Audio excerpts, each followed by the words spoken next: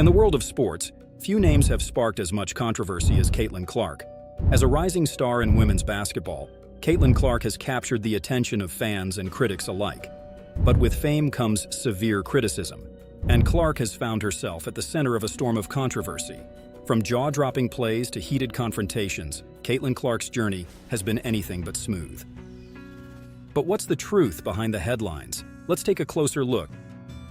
She's making waves by becoming the leading scorer in the history of collegiate women's basketball. And she's even closing in on Pistol Pete Maravich's record for the most points ever by a male or female player.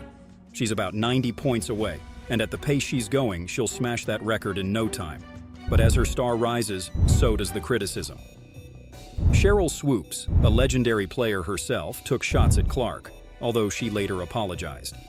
And then we had Jay Williams on ESPN questioning Clark's greatness because she has yet to win a championship. But seriously, does winning a tournament define greatness? I mean, Karl Malone, John Stockton, and Pistol Pete Maravich never won one. So what exactly did Swoopes say about Clark? Sheryl Swoopes had some things to say about Caitlin Clark as she was getting close to breaking Kelsey Plum's NCAA women's all-time scoring record. Swoopes, who's a former WNBA MVP and champion, made some comments on a show called Gil's Arena, hosted by ex-NBA player Gilbert Arenas. Basically, Swoopes suggested that Clark didn't really break the record because she had an extra COVID year to play compared to Plum. But she got it wrong. Clark was actually in her 4th season when she broke the record, not an extra year like Swoopes thought. Swoopes also said Clark takes about 40 shots a game, which isn't true. She actually averages about 22 shots per game. Despite all that, Swoopes thinks Clark will be a great WNBA player someday. But her comments caused quite a stir in the basketball world, and she got some backlash for it. Swoopes later posted on Instagram saying she was just giving her opinion and wishing the best for Clark and another player mentioned, Angel Reese. At Iowa's next home game, some fans wore shirts that said, "Don't be a Sheryl," as a response to Swoopes' comments. Fast forward to today, and we see similar attempts to marginalize Caitlin Clark. There are petty jabs from people like Sean Morris on BTN, who's been taking shots at Clark and women's basketball as a whole. It's like the old days when Larry Bird faced criticism for being white. This time, it's Caitlin Clark facing unnecessary criticism. It's understandable if people from certain backgrounds feel like they're finally getting recognition when someone like Caitlin Clark comes along. But let's not forget, it goes both ways. Just like how Tiger Woods brought attention to golf in the black community, Caitlin's success is broadening the game's appeal. Anyhow, similar to these situations, some more not-so-good comments about Clark started surfacing. The 2023 NCAA Women's Basketball Tournament had record-breaking viewership, thanks to stars like Angel Reese and Caitlin Clark. Reese, playing for LSU, and Clark, playing for Iowa, gained fame with their outstanding performances in March Madness. However, their relationship turned tense during the title game. Reese, 20, accused Clark, 21, of disrespecting some of Reese's friends and teammates during the tournament. During the tournament, Caitlin Clark was praised for taunting her opponents on the court. ESPN even aired a segment called Caitlin Clark, the Queen of Clapbacks, highlighting her trash talk. For example, she told a Louisville player, "You're down 15 points, shut up." However, when Angel Reese taunted Clark during Sunday's game, she faced criticism. Many sports reporters criticized Reese's behavior, even though Clark had engaged in similar trash talk earlier in the tournament. ESPN's Stephen A. Smith called out the double standard, saying that Clark had also been disrespectful. He pointed out that during Iowa's game against South Carolina, Clark had waved off one of the team's shooters. During the championship game on Sunday, Angel Reese's LSU Tigers beat Caitlin Clark's team with a score of 102-85. In the final moments of the game, Reese was seen mimicking Clark's taunts like the "you can't see me" gesture and pointing to her ring finger, suggesting they'll win the championship ring. This move received criticism online, with many calling it classless on Twitter. The differing reactions to Reese and Clark's taunts highlight the racist double standards in the sport, especially when it comes to online criticism. Sports commentator Keith Olbermann criticized Reese's actions, even though Clark had done similar things in previous games.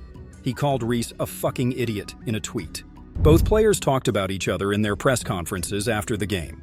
Clark said she didn't pay much attention to Reese's taunts and was focused on congratulating her teammates during the handshake line. She emphasized the importance of staying proud and holding your head high, regardless of the outcome. Acknowledging Clark's skill, Reese mentioned feeling disrespected by Clark's behavior toward her teammate during the game. She also defended her SEC colleagues from South Carolina, saying they deserved respect too. Reese expressed frustration at being judged for her identity throughout the season, highlighting the double standards she faced. She saw her actions as a way to empower others who face similar challenges, emphasizing the importance of being true to oneself. Since their interviews, both players have addressed the criticism around their taunts. Clark believes Reese shouldn't be criticized for her actions, as trash talk is common in tournaments like these. Despite her emotional post-game interview, Clark acknowledged LSU's victory and praised Reese's performance. She remains supportive of Reese and her team's success. Dr. Jill Biden considered inviting both the winning and losing teams of the championship game to the White House, which would have been a first. She expressed her desire for both LSU and Iowa to visit, praising Iowa's performance. However, LSU player Reese expressed frustration at Dr. Biden's change of heart, especially after initially being included in the invitation. Reese criticized the inconsistency, mainly since Dr. Biden is a woman who should support female athletes. Reese expressed disappointment and indicated that she wouldn't accept any apologies for the situation. She mentioned preferring to visit the Obamas instead, emphasizing her excitement to meet Michelle and Barack Obama. Several well-known basketball figures reacted to the players' taunts during the championship game. LeBron James praised Reese's celebration on the court. David Aldridge from The Athletic defended Reese and Clark, saying he had no issue with them engaging in trash talk during the competitive tournament, especially since they backed it up with their performance on the court. NBA legend Shaquille O'Neal also supported Reese, criticizing those who attacked her online. He emphasized that champions like Reese have the right to express themselves confidently. O'Neal reached out to Reese personally to encourage her not to worry about negative comments. He expressed frustration with online trolls and the negative culture on platforms like Twitter, where everyone can voice their opinions, often leading to unnecessary criticism. Both Clark and Reese are currently in their third year of college, so they won't be able to join the WNBA draft until the end of 2024. This means they could potentially play another season for their respective college teams and might face each other again in next year's NCAA tournament. Reese was recognized as the most outstanding player in the 2023 NCAA tournament. She achieved a double-double in every game she played, as reported by the Sporting News. Despite her team's loss, Clark made history during Sunday's game by breaking the NCAA tournament's all-time scoring record. She also set a new record for the most three-pointers in an NCAA championship game, finishing the game with 30 points, 8 assists, and 2 rebounds. Antonio Brown controversy. Antonio Brown, a former NFL wide receiver known for his skills on the field, faced many challenges during his career due to off-field problems. Despite his talent, Brown's behavior, like legal issues and social media outbursts, caused trouble and led to him leaving several teams.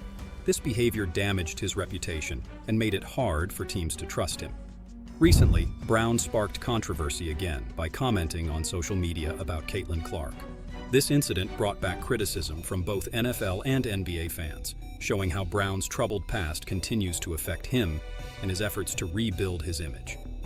During Thursday's game, Caitlin Clark wasn't planning to break the NCAA women's basketball scoring record.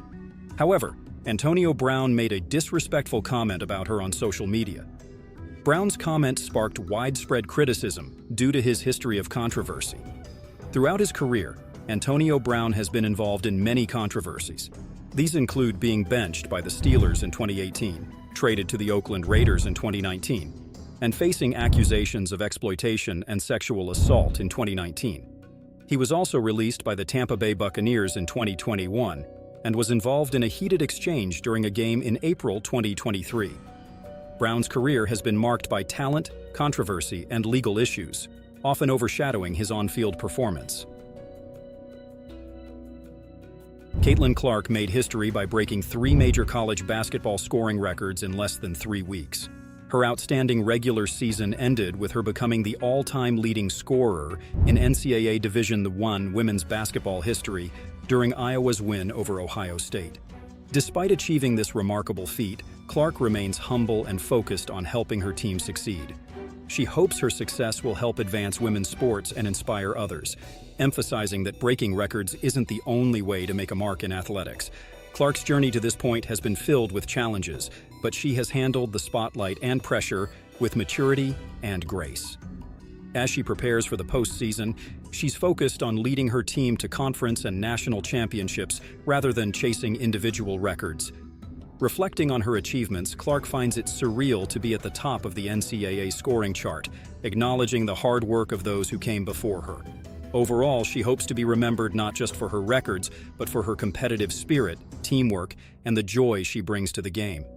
Now you tell us, how do you guys feel about Caitlin Clark? Was the criticism deserved or was it completely unfair? Let us know in the comments down below. See you all next time.